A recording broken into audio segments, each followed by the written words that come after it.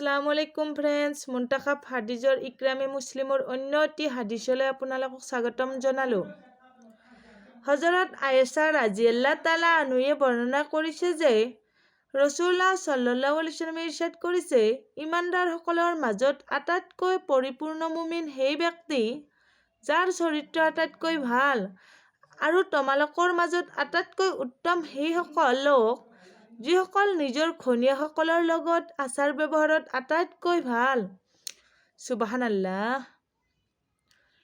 হজৰত আয়েশা ৰাজিয়াল্লাহ তাআলা আনহুৱে বৰ্ণনা কৰিছে যে ৰাসূলুল্লাহ সাল্লাল্লাহু আলাইহি ওয়াসাল্লামে ইৰশাদ কৰিছে, আটাইতকৈ পৰিপূৰ্ণ ইমানদাৰসকলৰ অন্তৰ্ভুক্ত সেই ব্যক্তি যাৰ চৰিত্ৰ আটাইতকৈ ভাল আৰু যিজনৰ আচৰণ নিজৰ পৰিয়ালবৰ্গৰ লগত আটাইতকৈ বেছি নম্ৰ। সুবহানাল্লাহ। হজৰত ইবনে উমৰ ৰাজিয়াল্লাহ তাআলা আনহুৱে বৰ্ণনা কৰিছে যে ৰাসূলুল্লাহ সাল্লাল্লাহু আলাইহি ওয়াসাল্লামে ইৰশাদ কৰিছে, মই আচৰিত হওঁ সেইজন ব্যক্তিৰ ওপৰত যিজনে নিজৰ ধনেৰেতো গোলাম খৰিদ কৰে, তাৰ পিছত সিহঁতক আজাদ কৰি দিয়ে, কিন্তু ভাল ব্যৱহাৰেৰে তেওঁক আজাদ লোকসকলক খৰিদ নকৰেনো কিয়? অথচ তাৰ সৱাব বহুত বেছি।